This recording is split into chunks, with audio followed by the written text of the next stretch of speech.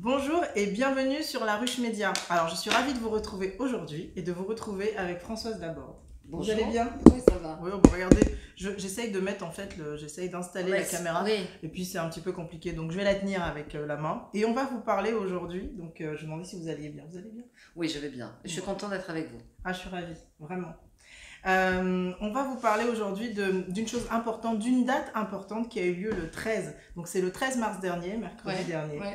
Nous étions réunis au ministère de la Culture et à l'initiative de l'association pour les femmes dans les médias, donc que vous dirigez, que vous avez créé, vous êtes présidente d'honneur. Il y a eu une charte très importante signée, c'est tous les médias, tous les patrons de médias se sont réunis ce jour-là. Il y avait aussi le ministre de la Culture présent, Franck Riester, pour signer cette charte qui indique à chacun que peut-être le comportement dans les médias doit changer contre le sexisme et contre une attitude parfois harcelante dont on se passerait bien. Comment est venue cette idée de la charte? Et puis, surtout, question importante, comme les médias sont visibles, on parle des médias là, est-ce que ça influence du fait de donner cet exemple-là, la société tout entière? Oh, bah, j'espère, parce que je crois vraiment que les médias sont toujours la radio et la télévision en tout cas, le reflet d'une société. Donc oui, bien sûr que ça joue, que ça pèse et que ça influe sur le comportement de toute une société. L'idée, c'était de dire... on est dans des univers très masculins, à la radio, à la télévision, avec des codes extrêmement masculins, et il est temps que ça change, parce que, encore une fois, les temps ont changé, la mentalité a changé, mais on se rend compte que l'état d'esprit, j'allais dire, des garçons un peu harceleurs reste toujours le même. Et au fond, ce qui a été le déclencheur, c'est l'affaire Weinstein, où subitement tout le monde avait l'air de découvrir une chose que tout le monde savait en fait, c'est-à-dire que c'était un gros dégueulasse. Plein d'actrices ont dit bah oui, on le savait, mais finalement on le disait pas. Et moi j'ai pensé à ce moment-là que plutôt que de dénoncer ce qui est toujours d'abord désagréable, parce qu'après tout on n'est ni juge ni policier, et puis ça veut dire qu'on a manqué quelque chose. Si on dénonce, c'est que le mal est fait. Il valait mieux prévenir. Et l'idée de cette charte, c'est ça, c'est de dire, voilà, vous, responsables de médias, patronnes, patrons de radio, de télévision, votre responsabilité, c'est de dire à vos collaborateurs, il y a des choses aujourd'hui qui sont plus acceptables. Vous devez arrêter avec les petites blagues salaces, les allusions qui ont toujours des connotations sexuelles un peu humiliantes, parce que, voilà, nous les filles, on en a marre. On en a marre. Ça nous fait plus rigoler, voilà. Exactement. On dit stop et tenez-vous. Oui, tenez-vous.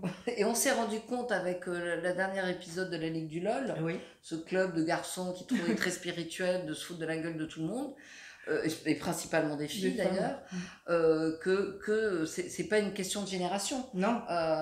Et que ce mal-là, c'est ancré. Oui, il est très profond. Depuis des générations et des générations, des siècles et des siècles.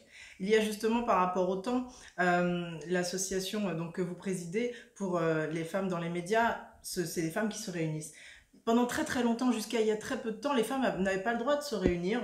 On pense par exemple à l'Académie française où Marguerite Yourcenar est arrivée bien trop tard. Les hommes se réunissent depuis très longtemps. Ils parlent entre eux depuis très longtemps. Les femmes le font depuis très très peu de temps. Qu'est-ce que ça indique sur par exemple la liberté, la parole? Est-ce que la mixité est vraiment pour le coup obligatoire même dans ces cas-là où ça permet justement aux femmes de pouvoir avoir un endroit où dire les choses? Alors, je pense que la mixité, elle est évidemment souhaitable, mais je pense que le fait d'avoir dans un club comme le nôtre, à un moment donné, en tout cas des débuts où on est entre femmes et où on parle entre femmes, ça nous a permis d'abord d'avancer, d'échanger, de dire des choses, de ricaner parfois bêtement, et de se lâcher un peu, et de progresser sur le chemin. Parce que je pense que on est quand même encore aujourd'hui dans une situation où on ne se rend pas compte à quel point c'est difficile et c'est rare d'avoir des femmes qui se réunissent entre elles pour s'entraider. Moi, ce qui me frappe, c'est qu'il y a quelque chose qui ne change pas, c'est la domination patriarcale. Je veux dire, on le voit aujourd'hui avec toutes les histoires, j'allais dire de toutes les églises, que ça soit l'église catholique, la pédophilie, c'est des religieuses qui se font violer en Pologne, la lutte, enfin peut-être la fin de l'avortement, de la liberté d'avorter, etc. On le voit aux États-Unis avec Donald Trump qui subitement avait décidé que les femmes ne pouvaient plus aller à la Maison Blanche en pantalon et qu'il fallait toutes qu'elles soient en jupe parce que c'est tellement plus agréable à regarder. Enfin bon, tout ça, et on se rend compte qu'au fond, ce chemin, il faut toujours le recommencer. Il faut une vigilance absolue. Et cette vigilance, voilà, elle doit être absolue. Et moi, je trouve que ce qui manque aujourd'hui à la jeune génération de femmes, c'est qu'elles manquent parfois, comment dire, de références historiques et d'esprit critique et d'analyse critique.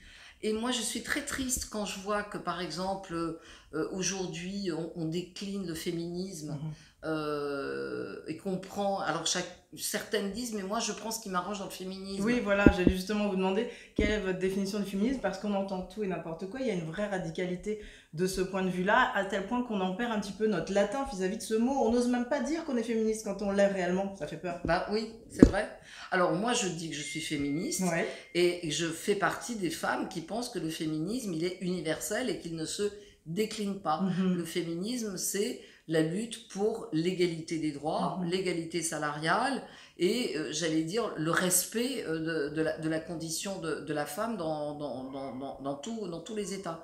Et donc, je ne conçois pas qu'il y ait un féminisme différent selon qu'on habite en Europe ou en Afrique, à l'Est, à l'Ouest, suivant qu'on est célibataire ou marié, suivant qu'on est mère de famille ou pas. Donc, moi, je suis effarée de voir qu'aujourd'hui, on prend dans le féminisme ce qui l'arrange. Ce qui nous arrange. Il y a des féministes qui sont contre l'avortement. Oui, c'est très étonnant. C'est quand même très étonnant. Il y a des féministes qui disent, qui soutiennent le port du voile, ce qui est quand même, de mon point de vue, aussi une incohérence. C'est un signe de soumission patriarcale à la religion. Donc voilà. Il y a des féministes qui sont racisées, intersectionnelles, qui pensent qu'on ne peut pas se comprendre parce que si tu es une féministe blanche, tu ne peux pas être solidaire d'une féministe noire. Oui, ça touche au racisme du coup. Et c'est une sorte de contre-racisme, absolument. Et moi, ça m'attriste parce que je pense que pendant que les femmes sont en train de savoir si elles sont féministes, racisées, intersectionnelles, blabla, et ben pendant ce temps-là, il n'y a qu'un truc qui en effet ne change pas, c'est la domination patriarcale. Exactement, la technique des hommes. Et les hommes, eux, ils continuent à tracer leur route et ils s'entendent tout le temps. Regardez sur les questions religieuses, par exemple, on évoquait le voile. S'il y a des disputes, s'il y a des trucs, quand il y a eu la question du mariage homosexuel, toutes les religions étaient d'accord pour dire que c'était épouvantable, c'était pas possible. Exactement. Alors, on se dispute sur tout, on n'a pas le même Dieu, on n'a pas les mêmes cultes, blabla. Mais quand il s'agit d'être d'accord sur des terrains où on est dans l'intransigeance et le sectarisme, là, on s'entend très bien. Voilà, c'est ça qui est désolant. Mais c'est la niche, c'est la segmentation, c'est aussi la mondialisation, le rapport à la consommation qui fait que d'un point de vue marketing, après, là je discute avec vous sur cette idée parce que c'est vrai que c'est important ce que vous soulevez, qu'il y a différents féminismes en fonction de nos attitudes. C'est comme si ça ressemble à la consommation, ça ressemble à cette façon de vouloir couper les choses en segments pour pouvoir parler à plus de monde. Et c'est contre ça qu'il faut combattre. Et donc cette parole-là, elle est très très importante, il ne faut pas négliger ça. Je recommande à toutes les jeunes filles la lecture d'un livre que j'ai adoré et qui reste d'actualité, qui est le livre de Benoît Groult qui s'appelle Ainsi soit-elle. C'est un livre formidable parce que en plus Benoît Groult raconte sa vie, elle raconte comment elle est passée de femme au foyer justement un peu soumise à vraie féministe. Et c'est un très joli livre et c'est un personnage. Oui. Justement, en parlant de modèle, il y a aussi ce féminisme étonnant qui est parfois on nous montre, Beyoncé par exemple défend le féminisme, mais elle est habillée de façon très aguicheuse. Il y a un féminisme où on nous dit aussi, il nous manque des modèles, mais on a des modèles qui sont parfois radicaux et revendicateurs. Donc c'est vrai que c'est assez étonnant. On manque de modèles pour les petites filles d'aujourd'hui qui ont des dessins animés qui sont pas les mêmes que mon époque. Moi je regardais Blanche-Neige, on regardait Prince Charmant. Parfois il était crétin, mais on le voyait pas. On voulait juste un prince. Aujourd'hui il y a Réponse, il y a des femmes qui sont plutôt des modèles forts. Donc il y a je sais pas ce que vous en pensez, mais je trouve qu'il y a des modèles contradictoires. Alors, C'est-à-dire que je pense qu'on reste sur des vieux clichés. Mhm. Là où vous avez raison, moi je suis très frappée de voir que toute cette génération de chanteuses, vous parlez de Beyoncé, vous parlez de Miley Cyrus, vous parlez de ces filles qui se disent féministes mais qui se produisent à moitié à poil, donc c'est quand même une façon bizarre.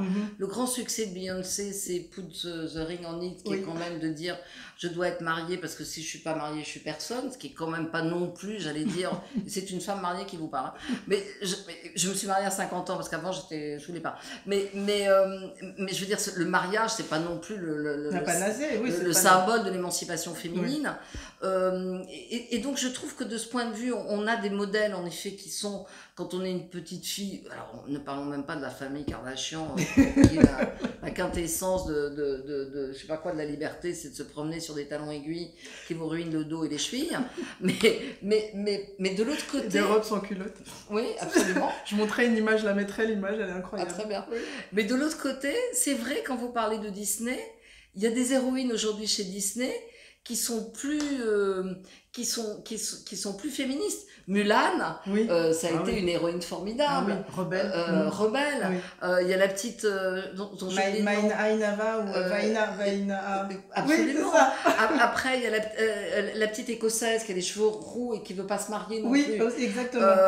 Donc il y a plein d'héroïnes maintenant, et on continue à traiter Disney comme étant un truc complètement ringard. Alors que finalement, j'allais dire aujourd'hui, l'image qu'ils peuvent donner aux petites filles, elle est beaucoup plus enthousiasmante qu'elle n'était à notre époque où en effet on avait Cendrillon. Oui, qui repassait, qui attendait en dormant, qu'on vienne l'embrasser pour se réveiller. Exactement. Donc l'égalité, pour plus de justice, elle passerait plus par le salaire. Ça, c'est un combat important. Ah ben l'égalité salariale, c'est la mère de tout. Ah oui, c'est là où on calmerait tout. C'est la mère de toutes les batailles. C'est-à-dire qu'à partir du moment où on a l'égalité salariale, ça veut dire d'abord qu'on a l'égalité dans la progression de carrière.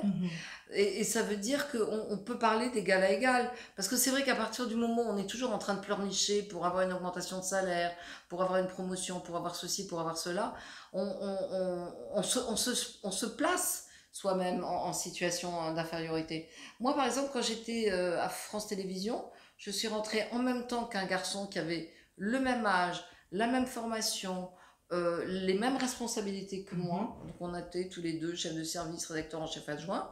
Et ben c'était sur le service public. Et bien en l'espace de 5 ans, il a eu 30% d'augmentation de plus que moi. Et quand on demande pourquoi, si on ose demander pourquoi, parce qu'on n'ose pas forcément le demander, la réponse c'est François, ah bon j'ai pas fait attention. Ah, tu crois tant ça? Ah bon? Non.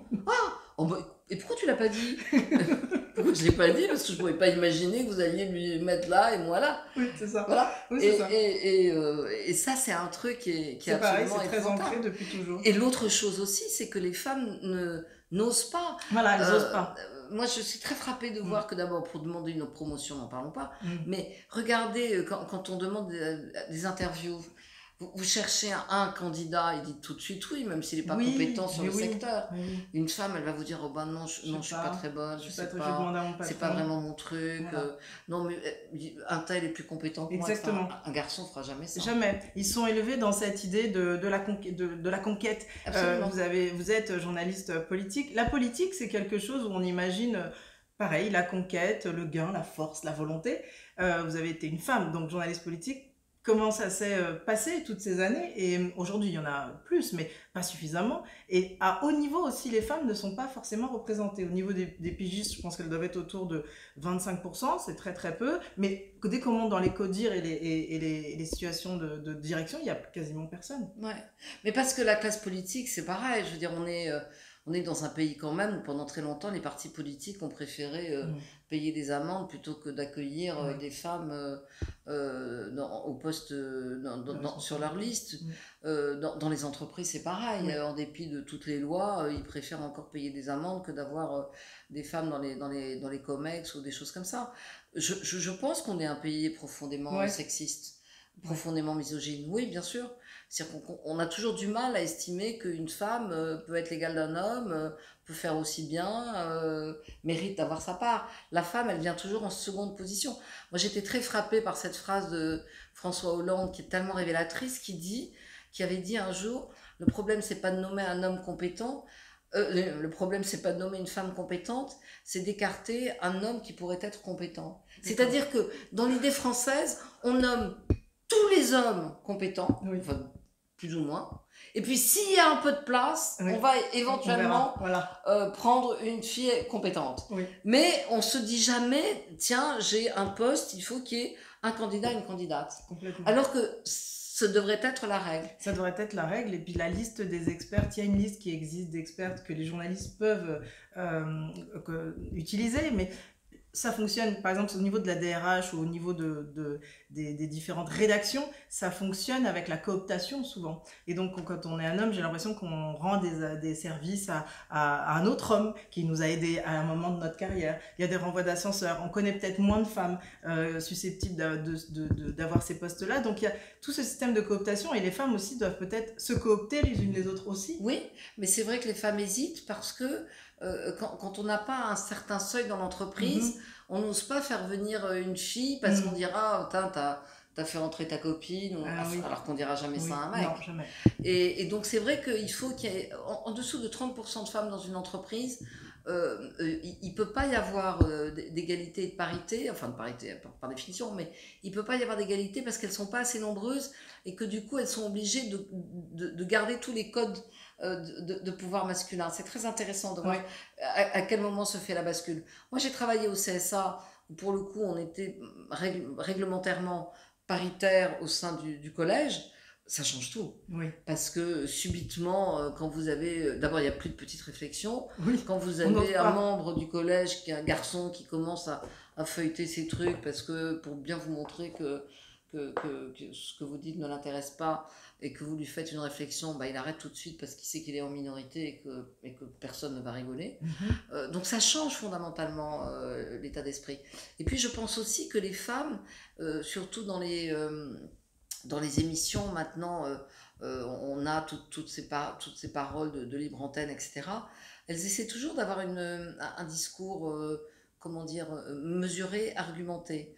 Et évidemment, dans ces chaînes où on est là pour se disputer, pour être pour ou contre, avoir une pensée binaire, ça passe moins bien. Donc c'est vrai qu'à un moment donné, c'est triste à dire, mais ce qui marche le mieux, c'est les gens qui vont dire s'énerver, non, je suis pas d'accord, c'est ridicule, vous avez tort, etc.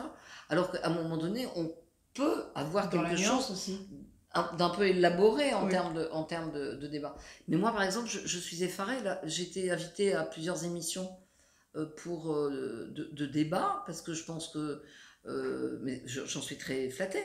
Mais j'arrive dans des émissions, je ne sais même pas de quoi je suis censée parler.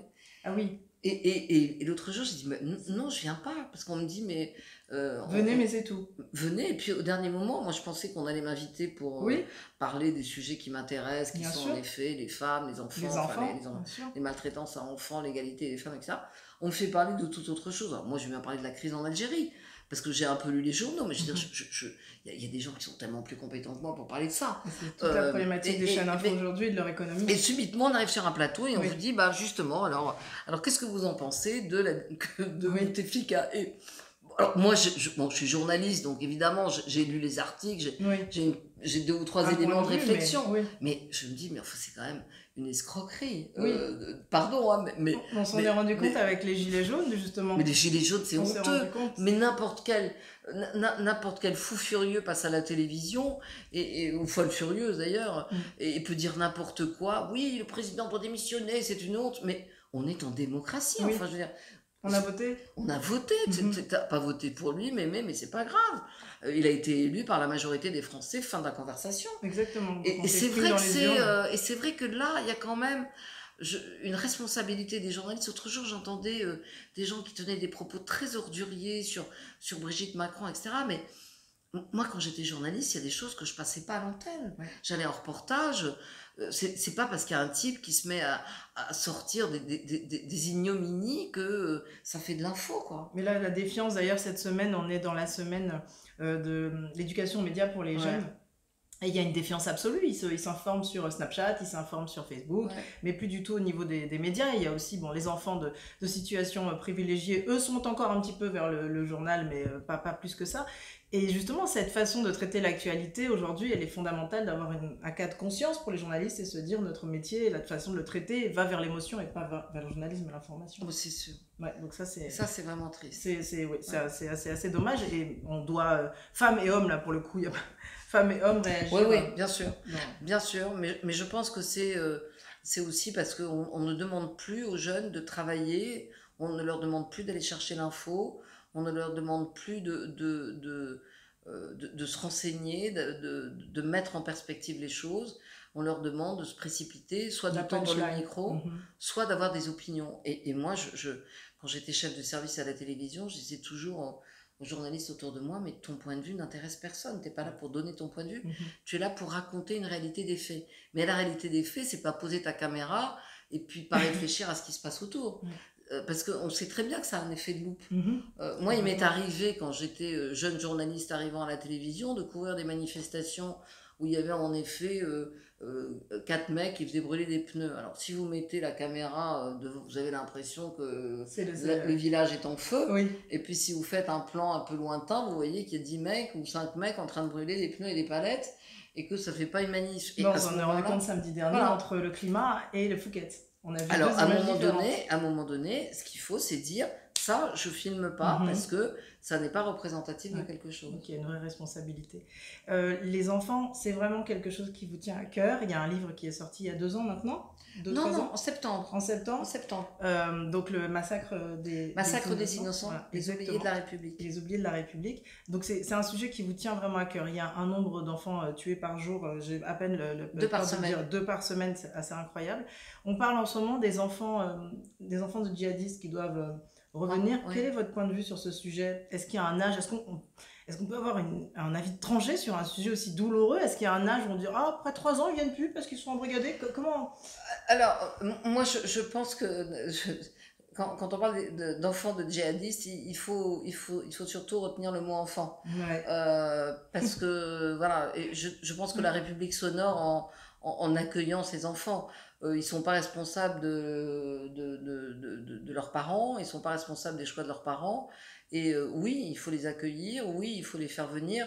Alors, est-ce qu'il y a un âge limite? Franchement, j'en ai pas la moindre idée. Est-ce qu'on peut dire que, je sais pas moi, en dessous de 12 ans, parce que vous savez, les âges légaux... Oui, l'âge magique entre 9 et 12, l'enfant soldat. Je sais pas. Ce que je sais en tout cas, c'est qu'à partir du moment où on ne fait pas ce qu'il faut faire avec ses enfants, ça pose un problème, j'allais dire, moral, éthique et républicain. Encore une fois, comme vous le dites, je me suis beaucoup intéressée au cas des enfants maltraités par des familles. Quand les enfants sont maltraités, on a un système en France qui s'appelle l'aide sociale à l'enfance, qui permet de retirer ces enfants à des familles maltraitantes pour les placer soit dans des familles d'accueil, soit dans des foyers. Eh bien, il faut se dire que les parents qui ont emmené leurs enfants sur le front, ou qui les ont fabriqués, si je puis dire, sur place, sont d'une certaine façon des parents maltraitants. Parce que quand on a la chance quand même de pouvoir vivre dans un pays, dans une grande démocratie, pouvoir être soigné à l'hôpital, aller à l'école de la République, apprendre à lire, à écrire, à compter, tout ça gratuitement, avoir des camarades de classe et vivre une enfance normale, c'est criminel de faire vivre...